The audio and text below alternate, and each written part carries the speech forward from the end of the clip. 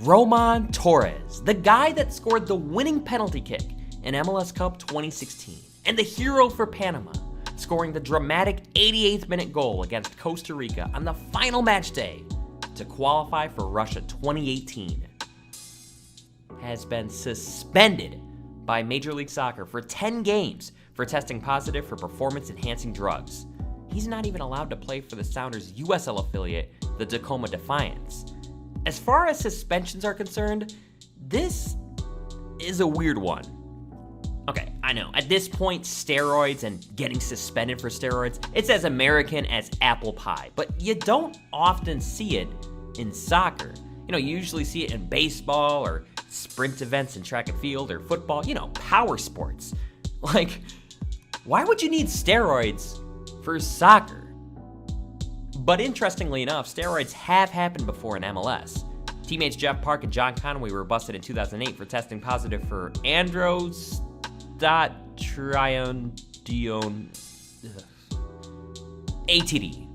But while okay players, neither Jeff Park or John Conway were on the same level as a Roman Torres. It's a little strange to see such a high-profile player and one of the best in MLS in this position. But as weird as it is, I wouldn't call it the most shocking suspension in MLS. No, I think that title belongs to Ricardo Clark. Somos otra vez. Servicio de McCarthy, 1, 2, no pudieron contactar con la pelota y después esa artera agresión sobre Carlos Ruiz. Eso tiene que ser de multa y cárcel, Diego Balado. No, impresionante, lo que acabamos de ver es impresionante. Yo no sé qué es lo que ha producido semejante reacción por parte de Ricardo Clark. ¿Qué fue lo que hizo el pescadito? Violent kick effectively ended Ricardo Clark's season. He was suspended for 9 games, which was, at the time, the longest suspension in MLS history. Part of those 9 games included the MLS Cup playoffs and even rolled over to next season. He was suspended for the first 2 games of the 08 campaign as well. So, what the heck happened? Why did this one play cause Ricardo Clark to lose his mind? Now, the 2 players to focus on are Carlos Ruiz and Ricardo Clark. Carlos Ruiz, I'll just go on record by saying, he is my least favorite player in all of MLS. Yeah, sorry, El Pescadito fans. In the 24 years this league has been around, I despised this dude more than anyone else. Now, there's no denying the talent level. For MLS, he was something special. Coming into the league in 2002 as a young, unknown Guatemalan just looking for his opportunity, he found it, and he took full advantage, winning the Golden Boot in his first season with 24 goals, which also won him the league MVP. In the 02 MLS Cup final against Taylor Twellman and the New England Revolution, Ruiz scored the golden goal to give the LA Galaxy their first MLS Cup. Oh yeah, he also scored the MLS Goal of the Year in 2002, so, not a bad first season. But even after successful seasons in 03 and 04, the LA Galaxy traded Carlos Ruiz to FC Dallas for the #1 spot in the allocation order, which they used to bring back Landon Donovan from overseas. Ruiz, while not as prolific as a scorer while in Dallas, he still remained one of the league's most feared strikers.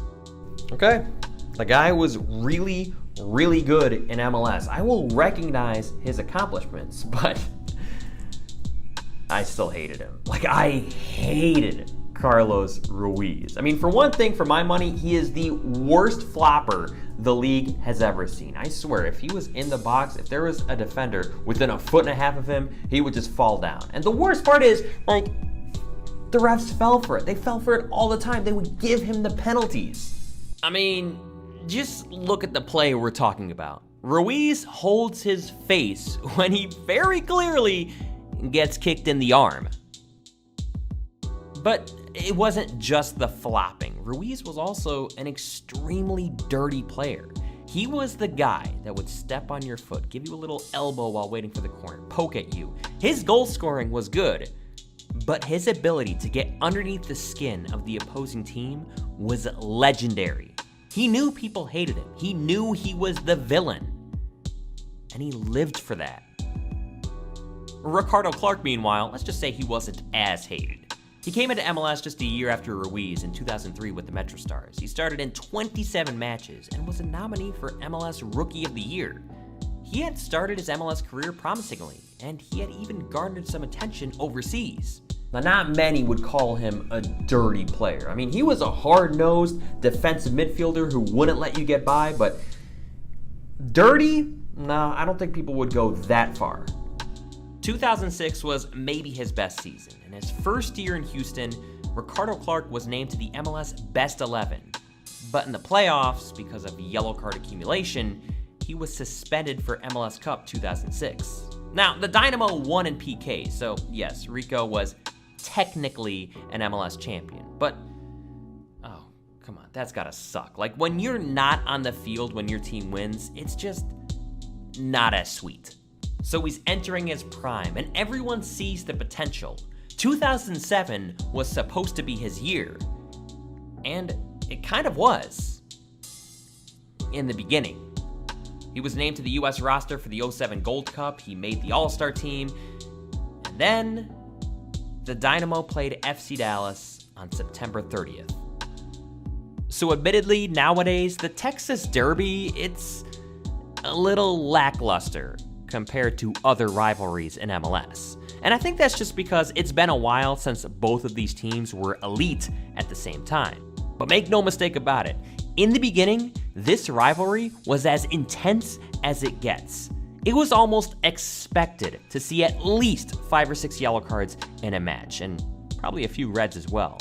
It wasn't just that they were close together, or that they were both good. No, both of these teams and both of these fan bases genuinely hated each other. But it was always Houston that seemed to be getting the better of Dallas, with only 1 loss in the team's first 8 meetings.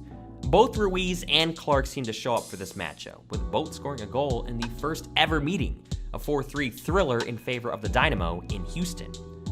Ricardo Clark would score again in the first meeting of 07, one of his 2 goals of the season, and a 2-1 victory.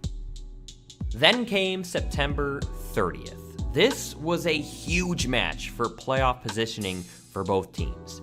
The Dynamo were sitting in second in the West with 45 points, while FC Dallas were in third with 40 points.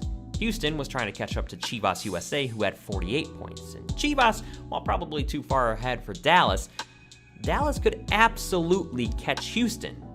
But they needed to win this one, and this was a 6-pointer.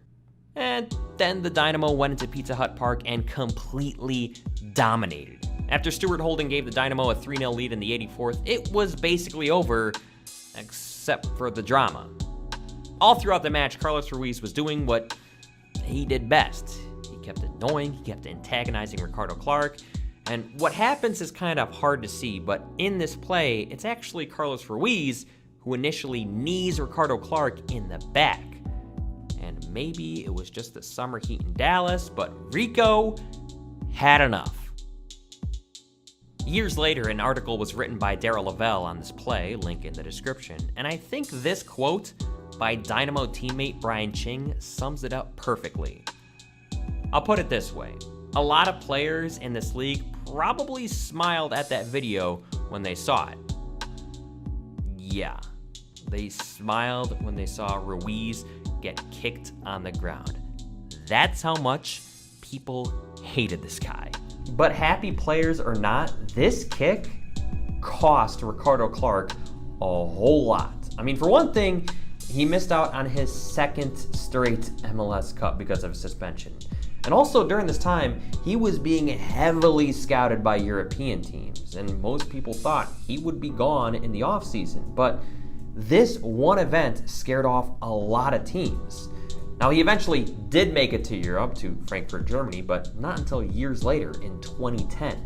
Ricardo Clark also made the 2010 US World Cup squad, appearing in 2 matches in South Africa. And when he returned to the Houston Dynamo in 2012, he finally got a chance to play in an MLS Cup. However, his Dynamo fell to the Galaxy 3-1.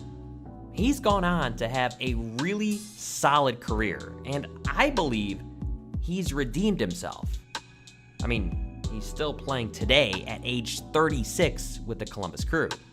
But kind of like Chris Wondolowski, Ricardo Clark's most memorable moment, unfortunately, was one he'd probably like to forget.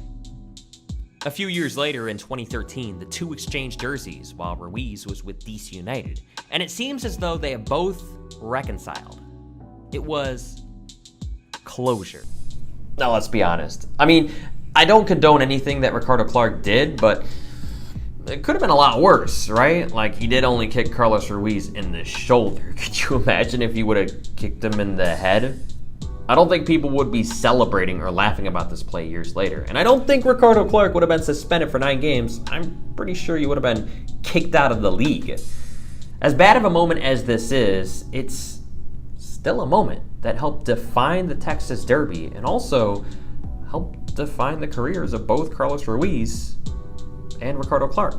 So there you go. It's not all lost, Roma. Just put down the needle or pills or whatever you're taking and you'll be okay. If Ricardo Clark can come back from this, I think you'll be able to bounce back as well.